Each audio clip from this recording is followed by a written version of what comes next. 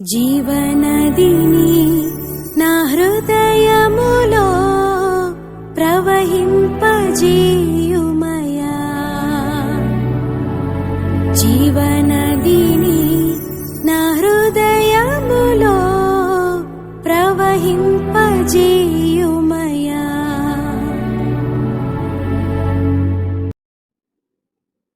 క్రీస్తునందు ప్రియ దేవుని బిడ్డలారా, మీ అందరికీ ప్రభునామం పేరిట త్రిత్వం తర్వాతి 4వ ఆదివారపు శుభాకాంక్షలు తెలియజేస్తా ఉన్నాను. ప్రార్థన చేసుకుందాం. పరిశుద్ధుడైన దేవా తండ్రి, ఈ వారం వాక్యం వినుటకు గాను నీ బిడ్డలు సిద్ధపడి ఉన్నారు. వీరిని ఆత్మీయంగా నడిపించండి, ఆత్మీయంగా బలపరచండి ప్రభువా. అలాగనే శరీరానికి ఉన్నటువంటి అనారోగ్య పరిస్థితులు, ఇబ్బందులు, శోధనల నుంచి కూడా తొలగించండి.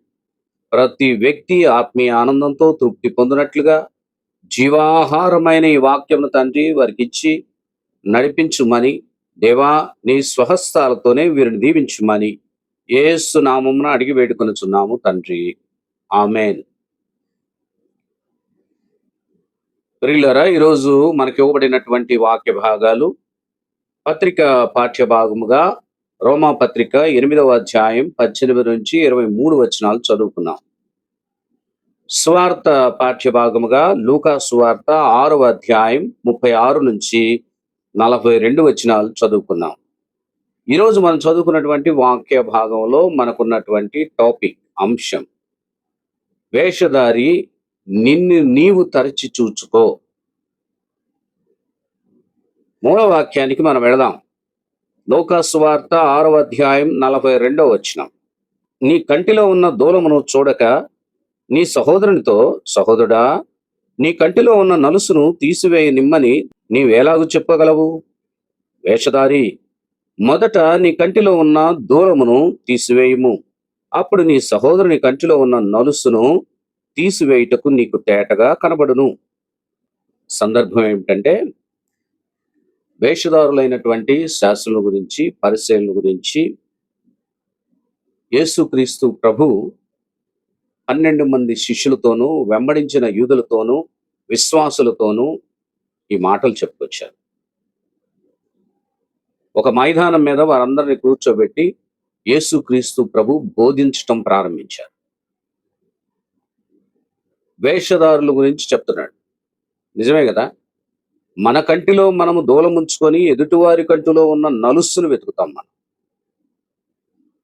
అంటే ఇక్కడ ఎదుటివారి పాపాన్ని వెతుకుతాం. అది చిన్న పాపం అయితే దాని గురించి పెద్దదిగా చేసి మాట్లాడతాం, ఇతరులకు చెప్తాం.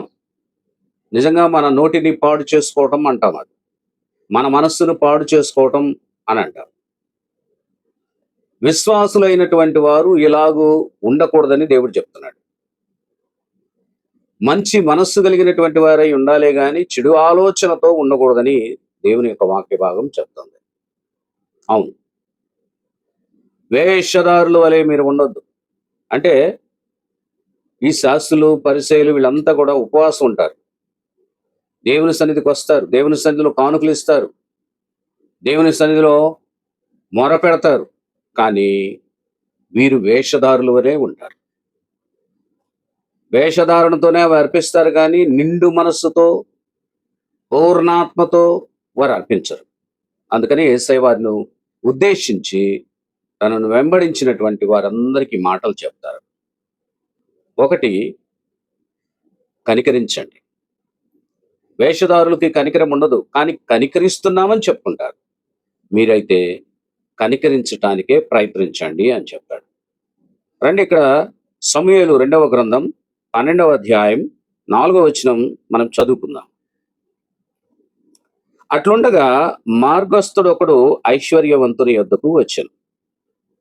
అతడు తన యొద్దకు వచ్చిన మార్గస్థునికి ఆయుత్తము చేయుటకు తన గొర్రెలలో గాని గొడ్లలో గాని దేనిని ముట్టనొల్లక ఆ దరిద్రుని గొర్రె పిల్లను పట్టుకొని తన యొద్దకు వచ్చిన వానికి ఆయుత్తము చేశాను. యెహోవా దేవుడు నాతాను ప్రవక్తని దావీదు దగ్గరకు పంపిస్తాడు. దావీదు మహాపాపం చేస్తాడు. ఆ పాపాన్ని బట్టి హెచ్చరించడానికి వస్తాడు. ఒక ఉపమానం చెప్తాడు. ఒక పట్టణంలో 2 మనుషులు ఉన్నారంట. ఒకడు ఐశ్వర్యవంతుడు, రెండో వాడేమో దరిద్రుడని చెప్తున్నాడు. ఐశ్వర్యవంతుడికి చాలా గొర్రెపిల్లలు ఉన్నాయి. దరిద్రుడి దగ్గర ఒకే గొర్రెపిల్ల ఉంది. ఆయన కొనుక్కున్నాడు. ఆడ గొర్రెపిల్ల అది. తన చేతి ముద్దలో ఆ గొర్రెపిల్లకు తినిపిస్తాడు. తను పాత్రలో నీళ్లు పెట్టుకొని దానికి తాపిస్తాడు. అంత ప్రేమగా పెంచుకున్నాడయ్యా. అయితే ఈ ఐశ్వర్యవంతుని దగ్గరికి తన ఫ్రెండ్ వస్తే అతనికి విందు చేయటం కోసం ఏం చేశాడంటే దరిద్రుని యొక్క గొర్రెపిల్ల, అంత ప్రేమగా పెంచుకున్నటువంటి ఆ గొర్రెపిల్లని వధించి విందు చేశాడు అని దావీదుతో చెప్పగానే దావీదు అంటాడు, నిశ్చయముగా అలాంటి వాడు మరణమును పాత్రుడే అని అంటాడు. ఎవరిని గురించి నాతాను ప్రవక్త చెప్పాడు అనేది అర్థం కాల. ఊరియా యొక్క భార్యను దగ్గర తీసుకొని ఆమె భర్తను చంపించాడు. ఆ విషయాన్ని ఇక్కడ చెప్తున్నాడు. పాపం చేశాడు దావీదు. ఆ పాపాన్ని చూపెడుతున్నాడు. ఆ మనుషుడు నీవే అంటాడు. రండి, సమూయేలు 2వ గ్రంథం 12వ అధ్యాయం 7వ వచనంలో నాతాను దావీదును చూచి, ఆ మనుష్యుడవు నీవే, ఇజ్రాయేళ్ల దేవుడైన యెహోవా సెలవిచ్చినదేమనగా, ఇజ్రాయేళ్ల మీద నేను నిన్ను రాజుగా పట్టాభిషేకం చేసి సౌలు చేతిలో నుండి నిన్ను విడిపించి నీ యజమానుని నగరిని నీకు అనుగ్రహించి ఉన్నాను. నువ్వేం చేసావయ్యా? కనికరము కలిగి జీవించమంటే నువ్వు కనికరపడ్డావా? లేదు. కనికరం అనేది పంచాలి. రెండవదిగా మనం చూద్దాం, తీర్పు తీర్చకండి. తీర్పు మన వశంలో లేదండి. తీర్పు తీర్చడానికి మనం ఎవరమే? ఒక వ్యక్తిని గురించి చెడుగా మాట్లాడుకోవడానికి మనం ఎవరమండి? వాళ్ళు చెడు చేశారో చెడు చేయలేదో అనవసరంగా మన నోటిని ఎందుకు అపవిత్రపరుచుకుంటాం? చూడండి, దుష్ట మాటలెల్లా పలికినప్పుడు మన నోటు చెడిపోద్ది. మన అవయవాలను పాడు చేస్తుంది. దుష్ట మాటలన్నీ పాడు చేస్తాయి. మన అనారోగ్యానికి మూల కారణం మన చెడుతనం, మన మాటలు, మన ప్రవర్తన, క్రియలు. ఇక్కడ మీరు గమనిస్తే యేసుక్రీస్తు ప్రభు చెప్తున్నాడు, తీర్పు తీర్చే హక్కు మీకు లేదు కాబట్టి నా యందు విశ్వాసం ఉంచువాడు తీర్పు తీర్చడు అని చెప్పాడు.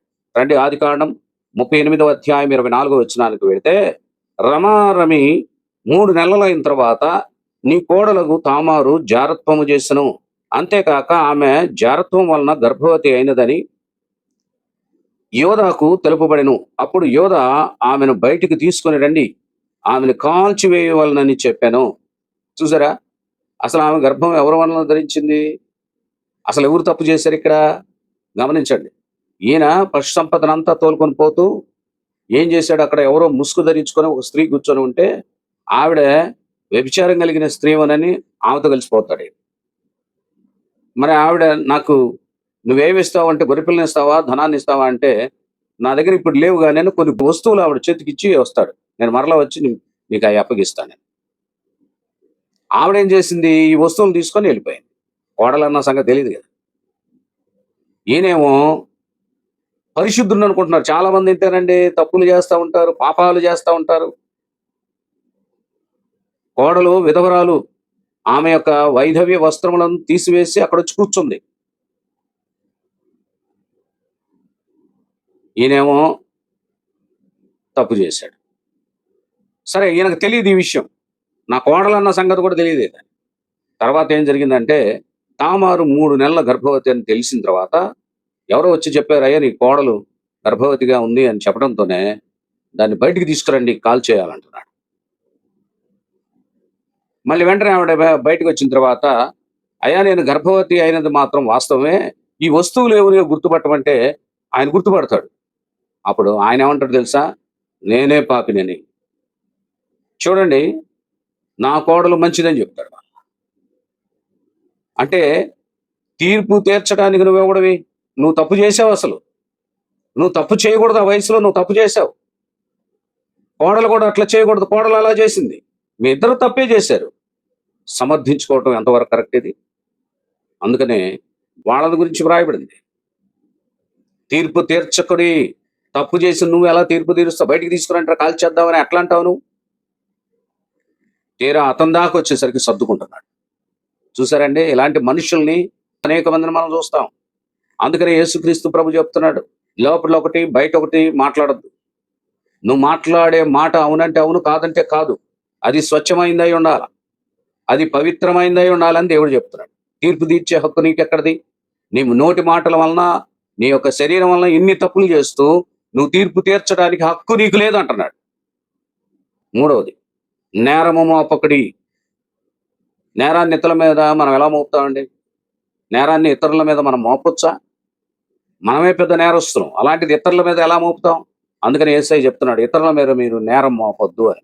దానియేలు గ్రంథం 6వ అధ్యాయం 24వ వచనానికి వెళితే, రాజు ఆజ్ఞయగా దానియేలు మీద నింద మోపిన ఆ మనుషులను వారు తోడుకొని వచ్చి సింహముల గుహలో పడద్రోసిరి. వారిని, వారి కుమారులను, వారి భార్యలను పడద్రోసిరి. వారా గుహ అడుగునకు రాకమునిపే సింహముల పాలైరి. సింహములు వారి ఎముకలను సైతము పగలగొరికి పొడి చేశాను. ఏమండి? దానియేలు ప్రార్థనాపరుడు. దానియేలు మీద కుట్ర పన్నారు వీళ్ళంతా. సుబుద్ధి కలిగిన వాడు, అలాంటి సౌమ్యుడు, గొప్పవాడు ఎవరు లేరు. ఆ సంగతి దర్యావేషు రాజుకు కూడా తెలుసు. కానీ అక్కడ ఉన్నటువంటి తోటి ఉద్యోగస్తులందరూ ఈయన మీద పగబట్టి వీడిని ఎలాగైనా సరే చంపించాలని ప్లాన్ చేసుకుంటారు. ఆయన మీద నేరం మోపి చంపించాలి. ఒక పథకం ప్రకారంగా ప్లాన్ వేస్తారు. ఆ ప్లాన్ సక్సెస్ అవుతుంది. ఇక వెంటనే శాసనాన్ని కూడా రాయిచ్చారు కదా. అయిపోయిన తర్వాత దానియేలు ఆ శాసనం వ్రాయబడిన తర్వాత ముమ్మారు దేవునికి ప్రార్థన చేస్తాడు. అందుకని ఆయన మీద నేరం మోపి ఆయన తీసుకుని వచ్చి సింహాల యొక్క గుహలో పడేసి దాని మీద ఆ గుహ మీద మూత వేసి దానికి సీలు కూడా వేస్తారు. కానీ దర్యావేషుకి, రాజుకి అర్థమైంది. ఆ రోజు రాత్రి ఇంటికి వెళ్ళి ఆయన పరివారం అందరినీ పంపించి ఉపవాసం ఉండి దానియేలు కోసం ప్రార్థన చేస్తాడు. ఎవరైతే దానియేలు మీద నేరం మోపారో వారందరినీ తిరిగి ఏం చేశాడు చూడండి. తెల్లవారు వెళ్ళి రాజు దానియేలుని పలకరిస్తే దానియేలు పలుకుతాడు, జీవం గల దేవుడే నిన్ను కాపాడాడు, నీవు నమ్ముకున్న దేవుడే నిన్ను కాపాడాడని. దానియేలుని బయటికి తీసుకొచ్చిన తర్వాత ఎవరైతే దానియేలు మీద నేరం మోపారో వాళ్ళందరినీ కూడా సింహాల యొక్క గుహలో పడేస్తారు. సింహాలు వారి ఎముకలను సైతం కొరికి పొడి చేసినాయి. అందుకని నేరం మోపొద్దండి ఇతరుల మీద. ఇతడు అంటే అతను మంచివాడై ఉంటే, మంచి ప్రవర్తన కలిగిన వాడై ఉంటే వాడిని చెడ్డవారిగా ఎలా చెప్తావు నువ్వు? దైవజనుల గురించి చెడుగా చెప్పుకోవడం ఎంతవరకు సమంజసం? ఒక నీతిమంతుడైన దైవజనుల గురించి చెడు చెప్పొచ్చా? ఒక విశ్వాసి మరొక విశ్వాసుని గురించి చెడు చెప్పొచ్చా? అసలు ఎందుకు వస్తాయి అలాంటి మాటలు? నేరం మోపాలి అని మనం ఎందుకు అనుకుంటాం? అతను నేరస్తులు కాకపోయినా నేరం మోపుతాం. ఇక 4వది, క్షమించండి. యోనా గ్రంథం 4వ అధ్యాయం 11వ వచనంలో, అయితే 120,000 కంటే ఎక్కువై కుడి ఎడమలు ఎరుగని జనమును బహు పశువులను గల నినివే మహాపురం విషయంలో నేను విచారపడవద్దా అని యోనాతో సెలవిచ్చాను. నినివే పట్టణానికి వెళ్ళి రాబోయే ఉగ్రతను గురించి ప్రకటించమని యోనాకు చెప్తే యోనాకు ఇష్టం లేదండి. అదేంటి? దేవుడు చెప్పమన్న మాట వాళ్ళకు పోయి చెప్పాలి కదా. నీ ఇష్టం ఏంటి అసలు? ఈయన ఇష్టంగా ఏం చేశాడంటే నినివేకి బొమ్మంటే తర్షీసుపోయాడు. తర్వాత దేవుడు ఏదైతేనే నినివేకి తీసుకొస్తాడు. నినివేకి వెళ్ళి ఆ ప్రజలకు ప్రకటన చేస్తాడు, రాబోయే ఉగ్రత ఇది అని. ఆ ప్రజలందరూ మారు మనసు పొంది పశ్చాత్తాపడి బూడిదలో కూర్చొని ఉపవాసం ఉండి ప్రార్థన చేస్తారు. ఉపవాసాన్ని ప్రకటించుకుంటారు వాళ్ళు. ఈయన ఊరు బయట కూర్చొని ఈ పట్టణం ఎలా నాశనం అవుద్దా అని చూస్తున్నాడండి. దేవుడు ఏమంటున్నాడు? ఆయనేమో క్షమిస్తున్నాడు. వాడు పశ్చాత్తాపడి ఉపవాసం ఉండి ప్రార్థన చేస్తుంటే దేవుడేమో వాళ్ళని క్షమిస్తుంటే దేవుడు క్షమించడం కూడా ఈయనకి ఇష్టం లేదట. అయ్యా, అందుకనే నువ్వు కనికరమ గలవాడు అని మాకు తెలుసు. వాళ్ళు ప్రార్థన చేస్తే నువ్వు కనికరపడి మనసును మార్చుకొని వాళ్ళని క్షమించి వాళ్ళకు ప్రాణభిక్ష పెడతావని నాకు తెలిసే నేను తర్షీసుకుపోయానంట. అప్పుడు దేవుడి మాట చెప్పాడు, ఇంతమంది జనాభా పశ్చాత్తాపడి ప్రార్థన చేస్తే క్షమించొద్దా? నీ తోటి వారిని క్షమించడం నేర్చుకో, నీ శత్రువుని క్షమించడం నేర్చుకో. యేసుక్రీస్తు ప్రభు అదే మనందరికీ తెలియజేస్తున్నాడు. ఇక 5వది, ఇవ్వండి.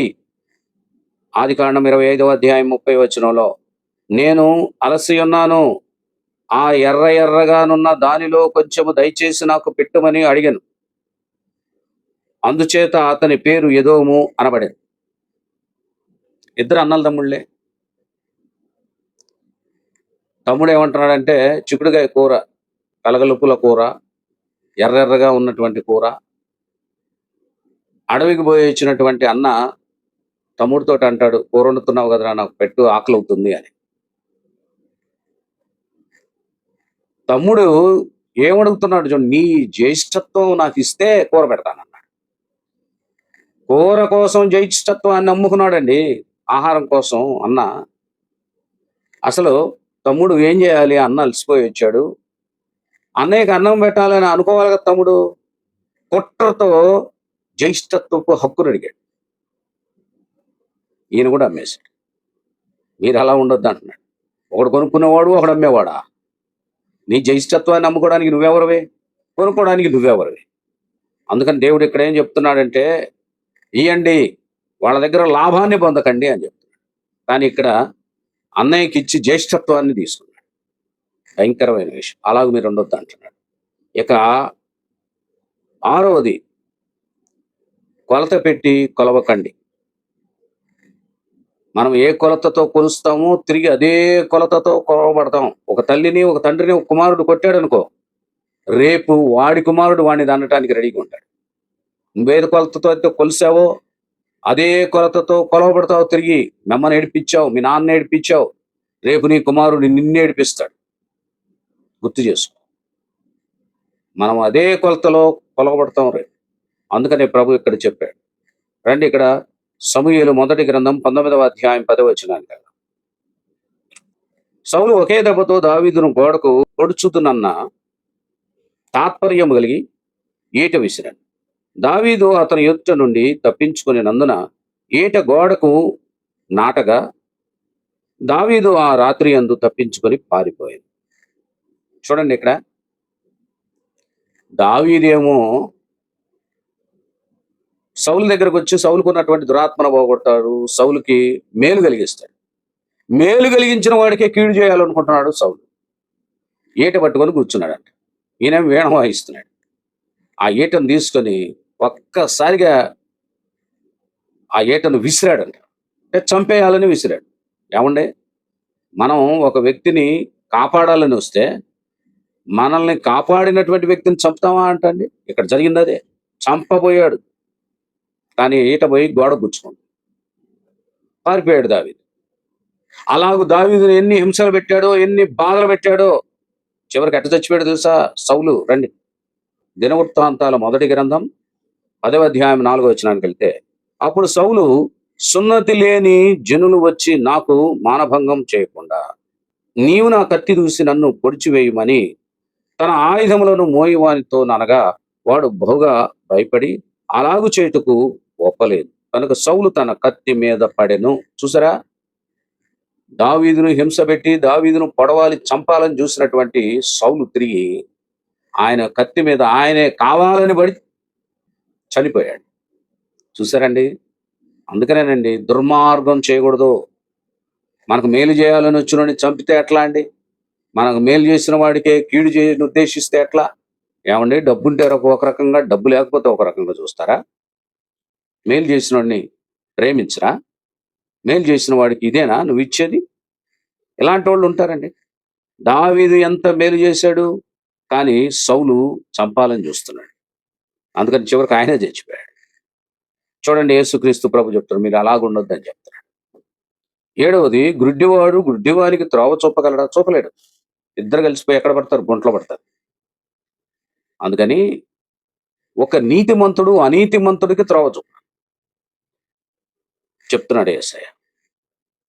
ఇక 8వదిగా, బోధకుని కంటే శిష్యుడు గొప్పవాడు లేక అధికుడు కాడు అని చెప్పాడు. శిష్యుడు ఎప్పుడు కూడా బోధకునికి లోబడి ఉండాలి. అంతేగాని శిష్యుడు బోధకుడిని విమర్శిస్తుంటే, నీకు విద్య నేర్పిన గురువుని చులకనగా చూస్తే, ఆయన వల్ల కదా నువ్వు ఇంతటి గొప్పవాడివయ్యో, ఆ గురువుని గురువుగానే చూడాలా. ఈరోజు నువ్వు గొప్పవాడివి అయిపోయావని గురువుని చూడాల్సిన రీతిలో నువ్వు చూడకపోతే అది నీకు ఇబ్బంది. బోధకుని కంటే శిష్యుడు గొప్పవాడు కాడు. 9వది, సంసిద్ధులై ఉండండి, సిద్ధపడి ఉండండి అని ప్రభు చెప్తున్నాడు. ఇక రోమీలకు రాసినటువంటి పత్రిక మనం వెళ్ళిపోతే 8వ అధ్యాయం 18వ వచనం నుంచి చదువుకున్నాం కదా. అక్కడ 3 మాటలు చెప్పుకొచ్చాడు. 1, దైవ ప్రత్యక్షత కొరకు ఎదురు చూస్తున్న సృష్టిని గురించి చెప్పాడు. దేవుని యొక్క ప్రత్యక్షత ఎప్పుడు వస్తుందా? ఆ ప్రత్యక్షత కోసం ఎదురు చూస్తుందంట. ప్రకృతి, సృష్టి అంతా కూడా ఎదురు చూస్తుందంట. ఎదురు చూడాల్సింది మనం. కానీ సృష్టి ఎదురు చూస్తుందంట. ఆయన మహిమ కొరకు ఎదురు చూస్తుందంట. కనుక శ్రమలు ఎన్నదగినవిగా మనం ఎంచుకోవాలి. శ్రమలొచ్చినియి, బాధలొచ్చినియి, కష్టాలొచ్చినియి. పారిపోతే ఎట్లా? దేవునితోను నిబంధన చేసుకొని నిలబడాలి గాని, పారిపోతే పిరికితనంగా నువ్వు ఉంటే కుదరదు. దేవునితో నడు. కష్టాల్లో, ఇబ్బందుల్లో దేవునితో నడు. దేవుని కుమారుల యొక్క ప్రత్యక్షత కొరకు సృష్టి మిగులాశతో ఎదురు చూస్తుందంట. మరి మనం ఎప్పుడు ఎదురు చూడాలి? గుర్తించండి మరి. ఇక రెండవదిగా మనం చూస్తే, దేవుని పిల్లలు పొందబోవు మహిమ కొరకైన నిరీక్షణ గురించి వ్రాయబడింది. అంటే దాస్యత్వం నుండి స్వతంత్రులుగా చేయడం. మనం ఇప్పుడందరం కూడా దాస్యత్వంలోనే ఉన్నాం. కానీ యేసుక్రీస్తు ప్రభు మనల్ని ఏం చేశాడు? స్వతంత్రులుగా చేశాడు. ఈ సృష్టిలో ఉన్నటువంటి దాస్యత్వ జీవితాన్ని దేవుడు పోగొడుతున్నాడు. అందుకని ఆయన మహిమతో మనల్ని నింపాలనుకున్నాడు. ఆయన పిల్లలుగా మనం చేయాలనుకుంటున్నాడు. కనుక ఆయన పిల్లలుగా మనం ఉండటానికి, స్వేచ్ఛగా ఆయనతో నడవటానికి ప్రయత్నం చేయమని ఇక్కడ కోరుకుంటున్నాడు. ఇంకా అంతేకాకుండా దేవుని పిల్లలు పొందబోయేటటువంటి స్వాతంత్రాన్ని గురించి కూడా చెప్పుకొచ్చాడు. అది మనకు కావాలండి. ఇక మూడవదిగా సృష్టి పడుతున్న ప్రసవ వేదన గురించి కూడా చెప్పాడు. సృష్టి అంట ఇదివరకు ఏకగ్రీవంగా మూలుగుతా ఉందని చెప్తున్నాడు. ప్రసవ వేదన పడుచుంది అని కూడా చెప్తాడు. అదెట్లాగూ ప్రసవ వేదన పడుతుందో, అదెట్లా మూలుగుతుందో, మనం కూడా దేవుని యొక్క దత్తపుత్రత్వాన్ని ధరించుకోవడం కోసం మనం కూడా మన పాపాన్ని బట్టి మూలగాలి. అర్థమైందా? పరిశుద్ధత మనం ధరించుకోవాలి. ఈ మాటలు విన్నటువంటి మీరు క్షమిస్తారు కదా? అలాగే దేవుని ప్రేమిస్తారు కదా? దేవుని యందు నిలకడగా ఉంటారు కదా? మిమ్మును మీరే పొగుడుకోమాకండి. మిమ్మును మీరే పొగుడుకొని గొప్పవారనిపించుకోవడం దేవునికి నచ్చదు. అందుకని మిమ్మును మీరు తగ్గించుకోండి. దేవుడు ఈరోజు చెప్పిన మాటలన్నీ అదే. తగ్గించుకోండి. మీరేమై ఉన్నారో కూడా తెలుసుకోండి అని ప్రభు ఇక్కడ చెప్తున్నాడు. ప్రభు ఇచ్చిన లిస్టు ప్రకారంగా మనం జీవించగలిగితే ఆయన రాజ్యంలో మనం అందరం ఉంటాం. కనుక వేషధారులు నటనొద్దండి. నటనొద్దు. నటన లేకుండా జీవిద్దాం. మంచి ఉద్దేశాలతో జీవిద్దాం. అట్టి కృప దేవుడు మీకు అనుగ్రహింపజేసి నడిపించును గాక. ఆమేన్. సమస్త జ్ఞానమును మించిన దేవుని సమాధానం యేసుక్రీస్తు వలన మీ హృదయములకు మీ తలపులకు కావలేదును గాక. ఆమేన్.